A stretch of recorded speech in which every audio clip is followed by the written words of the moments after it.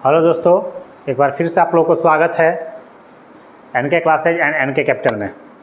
तो आज हम लोग लेके आए हैं 10th क्लास का हिस्ट्री, जिसका नाम है यूरोप में राष्ट्रवाद, जो लेसन 1 है, यानी पहला लेसन का हिस्ट्री लेके आए हम लोग यूरोप में राष्ट्रवाद। आज हम लोग इसका ऑब्जेक्टिव यानी VVI ऑब्जेक्टिव क्वेश्चन देखेंगे, जो एग्ज़ाम की दृष्टि से बेहतर साबित होने वाला है। आप लोगों को उम्मीद है कि आप लोग इससे तैयारी कर कर एग्ज़ाम में कुछ अच्छा कर सकते हैं। देर करते हुए हम चलते हैं अपने प्रश्न की ओर। जो पहला प्रश्न है उसको पहले हम लोग देखते हैं। पहला प्रश्न हमारा क्या है? पहला प्रश्न है बाबू, चलिए पहला प्रश्न हम लोग का कह रहा है कि इटली तथा जर्मनी वर्तमान में किस महादेश के अंतर्गत आते हैं? इटली तथा जर्मनी वर्तमान टाइम में किस महादेश के अंतर्गत आते हैं? तो ये यूरोप महादेश के अंतर्गत आते हैं। ऑप्शन संख्या सी इसका सही आंसर होगा। आगे बढ़ रहे हैं, प्रश्न संख्या 2 देख रहे हैं। फ्रांस में किस शासन वंश की पुनः स्थापना वियना कांग्रेस द्वारा की गई?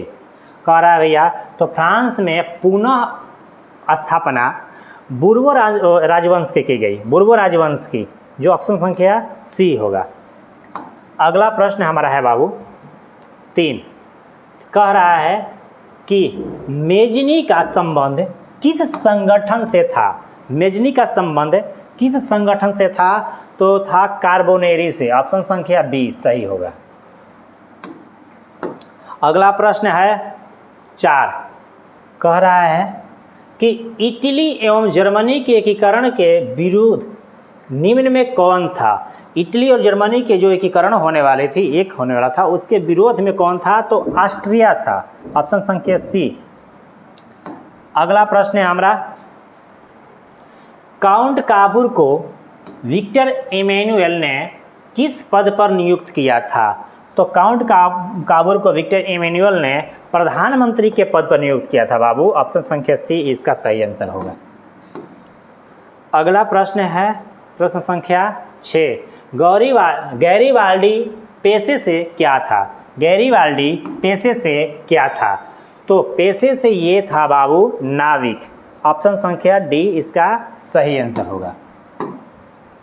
अगला प्रश्न, जर्मन राइन्स राज्य का निर्माण किसने किया था? जर्मन राज्य का निर्माण किसने किया था? तो नेपोलियन बोनापार्ट ने किया था। ऑप्शन संख्या बी इसका सही आंसर होगा।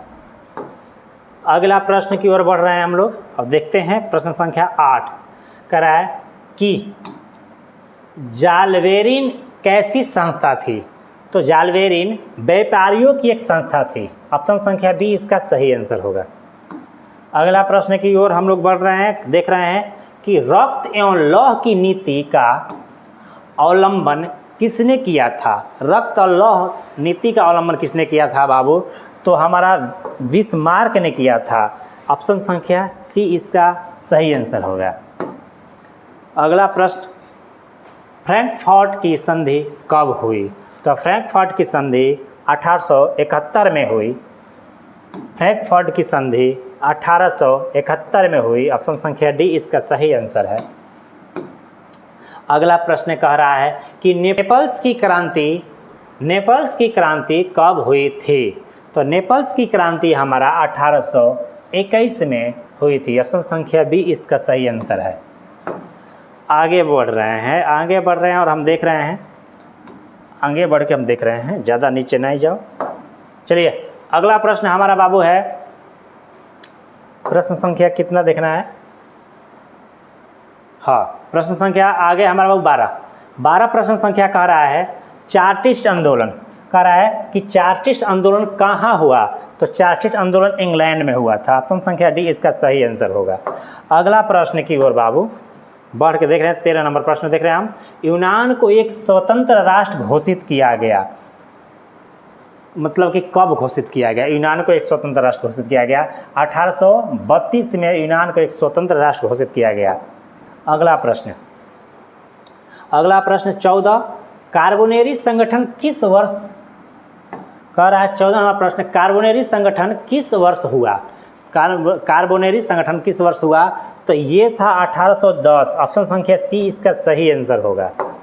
अगला प्रश्न की ओर बढ़ रहे हैं, देख रहे हैं 15 नंबर। एड्रियानोपुल की संधि कब हुई? एड्रियानोपुल की संधि कब हुई? तो एड्रियानोपुल की संधि बाबू हम लोग का हुआ था 1829 में। कब हुआ? 1829 में। ऑप्शन संख्या बी इसका सही आंसर होगा। अगला प्रश्न है, एड्रियानोपुल की संधि किन दो देशों के बीच हुई?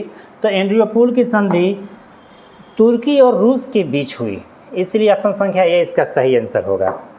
अगला प्रश्न है, सेडन का युद्ध किन के बीच हुआ? कह रहा है कि सेडन का युद्ध किन के बीच हुआ? तो सेडन का युद्ध हुआ था फ्रांस और प्रासा के बीच। फ्रांस और प्रासा के बीच। ऑप्शन संख्या सी इसका सही आंसर होगा। अगला प्रश्न बढ़ते हैं 19 नंबर। पोलैंड के विद्रोह को किसने कुचला? पोलैंड के विद्रोह को किसने कुचला? तो भैया रूस ने कुचला पोलैंड के विद्रोह को, इसलिए ऑप्शन संख्या ए इसका सही आंसर होगा। अगला प्रश्न है बाबू 20 देखते हैं। अगला प्रश्न 20 देखते हैं। कह रहा है कि सन 1870 में फ्रांस और प्रासा के बीच युद्ध कहाँ हुआ? कह रहा है कि सन 1870 में फ्रांस और प्रासा के बीच युद्ध कहाँ हुआ था? तो सेडान में हुआ था। ऑप्शन संख्या ए। आगे बढ़ रहे हैं, देख रहे हैं हम लोग प्रश्न संख्या 21। कह रहा है कि यूरोपवासियों के लिए किस देश का साहित्य एवं ज्ञान विज्ञान प्रेरणा स्रोत रहा? यूरोपवासियों के लिए किस देश का ज्ञान विज्ञान प्रेरणा स्रोत था? तो वो था बाबू यूनान का ज्ञान विज्ञान। ऑप्शन संख्या बी सही होगा। आगे बढ़ रहे हैं, देख रहे हैं 22 नंबर क्वेश्चन। ईवा इटली संस्था का विकास किया। ईवा इटली संस्था का विकास किसने किया? तो बाबू किया था मेजनी ने किया था। किसने किया था? मेजनी ने किया था। ऑप्शन संख्या ए इसका सही आंसर होगा। अगला प्रश्न 23 नंबर। कह रहा है कि बिस्मार्क निम्न में से क्या था? तो बिस्मार्क निम्न में से आपका कूटनीतिज्ञ था। क्या था बाबू? कूटनीतिज्ञ। ऑप्शन संख्या डी इसका सही आंसर होगा। अगला प्रश्न हम लोग का है कि सर्डिनिया पिटमाउंट का शासक कौन था? सर्डिनिया पिटमाउंट का शासक कौन था? तो हमारा था विक्टर एमेनुएल। ऑप्शन संख्या सी सही आंसर होगा। अगला प्रश्न हमारा है बाबू 25। कह रहा है कि 25 प्रश्न कह रहा है कि यूनानी स्वतंत्रता आंदोलन के दौरान कौन ब्रिटिश कवि शहीद हुआ था? यूनानी स्वतंत्रता आंदोलन के दौरान कौन ब्रिटिश कवि शहीद हुआ था? तो था लॉर्ड वायरन। ऑप्शन संख्या ए सही आंसर होगा।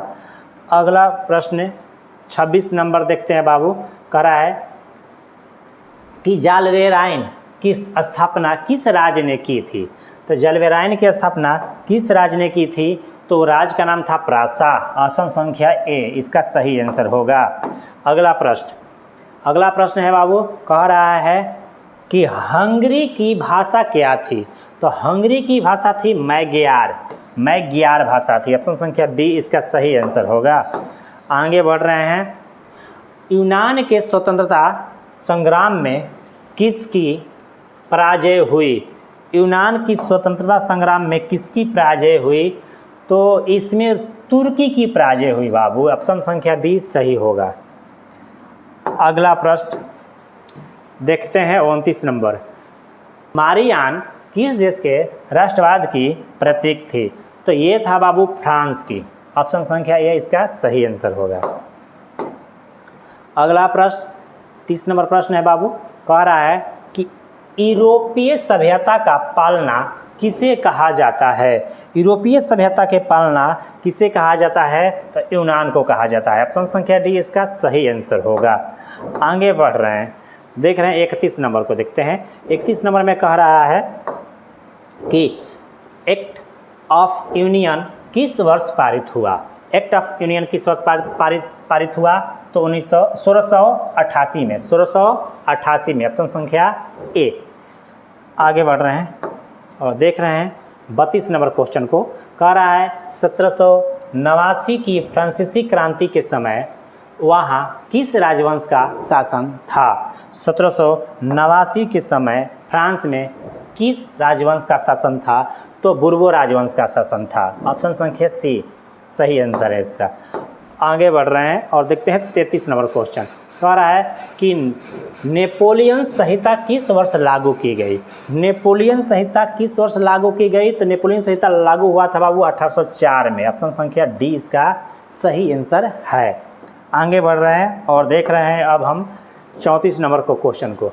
तो कह रहा है 34 नंबर क्वेश्चन कि जर्मनी के एकीकरण के लिए बिस्मार्क ने कितने युद्ध किए थे? तो जर्मनी के एकीकरण के लिए बिस्मार्क ने 3 युद्ध किया था। कितना युद्ध? 3। ऑप्शन संख्या सी इसका सही आंसर होगा। अगला प्रश्न बाबू 35 नंबर देखते हैं। वियना कांग्रेस में कौन राष्ट्र सम्मिलित नहीं था? कह रहे वियना कांग्रेस सम्मेलन जब हो रहा था तो कौन सा देश उसमें शामिल नहीं हुआ था? तो वो देश था जर्मनी। जर्मनी शामिल नहीं हुआ था। ऑप्शन संख्या डी इसका सही आंसर होगा। आगे बढ़ रहे हैं। कह रहे हैं कि वियना कांग्रेस में पवित्र संघ की योजना किसने प्रस्तुत की?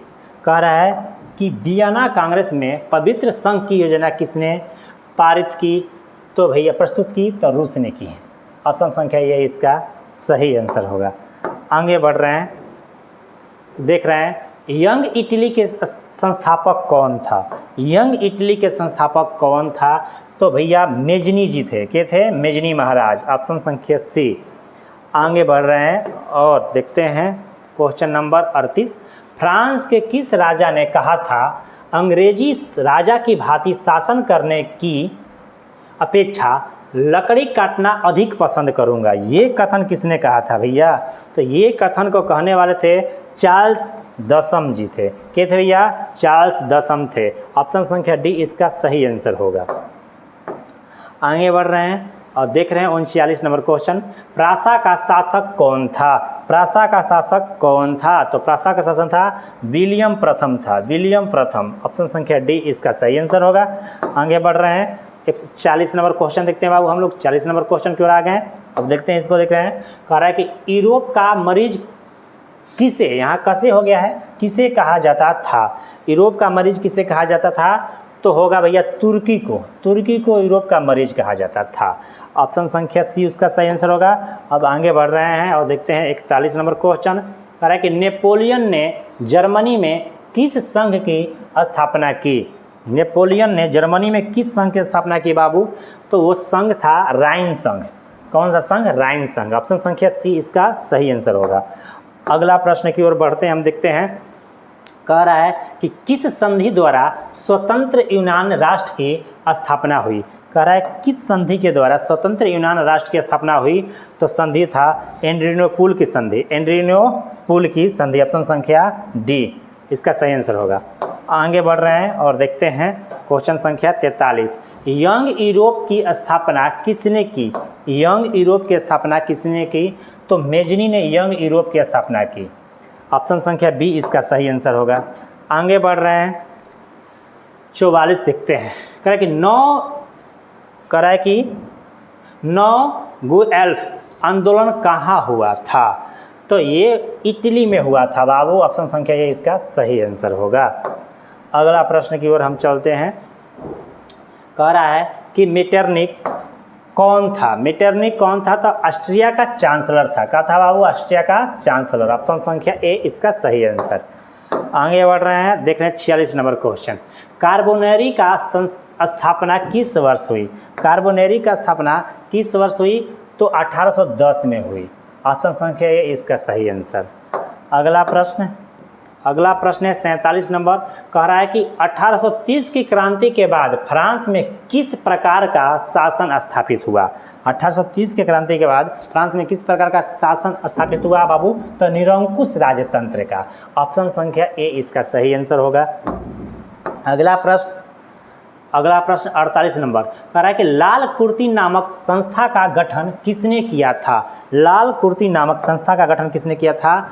तो ये था भैया गैरीवाल्डी ने किया था। किसने किया था? गैरीवाल्डी ने किया था। आगे की ओर बढ़ते हैं और देखते हैं हम लोग अगला 49 प्रश्न नंबर। प्रश्न संख्या 49। तो बाबू ये 49 कह रहा है कि अवधारणा का जन्म किस घटना से माना जाता है? तो राष्ट्रवाद की अवधारणा का जन्म किस घटना से माना जाता है? तो वह पुनर्जागरण से। कब से भैया? पुनर्जागरण से। ऑप्शन संख्या ए इसका सही आंसर होगा। अब बढ़ गए हम 50 की ओर आ गए। रक्त और लौह की नीति किसने अपनाई? रक्त और लौह की नीति अपनाने वाला कौन था? तो बिस्मार्क था। कौन था? बिस्मार्क। ऑप्शन संख्या ए। अगला प्रश्न हम लोग का है कि किस युद्ध के बाद जर्मनी का एकीकरण पूरा हुआ? तो किस युद्ध के बाद जर्मनी का एकीकरण पूरा हुआ? तो सूडान का युद्ध के बाद जर्मनी का एकीकरण पूरा हुआ। ऑप्शन संख्या डी इसका सही आंसर होगा। अगला प्रश्न कह रहा है, अगला प्रश्न कि किस संधि द्वारा जर्मनी का एकीकरण पूरा हुआ? अब इस संधि पूछ दिया कि किस संधि द्वारा जर्मनी का एकीकरण पूरा हुआ? तो फ्रैंकफर्ट संधि। फ्रैंकफर्ट संधि के द्वारा जर्मनी का एकीकरण हुआ। अगला प्रश्न और आखिरी प्रश्न। अगला प्रश्न और आखिरी प्रश्न बाबू आप लोग का है, जर्मनी एवं इटली के एकीकरण के समय फ्रांस, यहाँ फ्रांस हो गया है फ्रांस का शासक कौन था? तो भैया नेपोलियन तृतीय था। ऑप्शन संख्या बी इसका सही होगा। आई होप कि ये वीडियो आप लोग को पसंद आया होगा। अगर वीडियो पसंद आया होगा तो लाइक सब्सक्राइब कीजिए और मेरे चैनल से जुड़े रहिए। उम्मीद करता हूँ या मैं आप लोग के लिए हर विषय का, आप लोग के 10 क्लास में जितने भी विषय है सभी का ऑब्जेक्टिव क्वेश्चन बारी बारी लेसन वाइज डालता रहूँगा, ताकि आप लोग को एग्ज़ाम में तैयारी करने में आसानी हो। तब तक के लिए जय हिंद, जय भारत।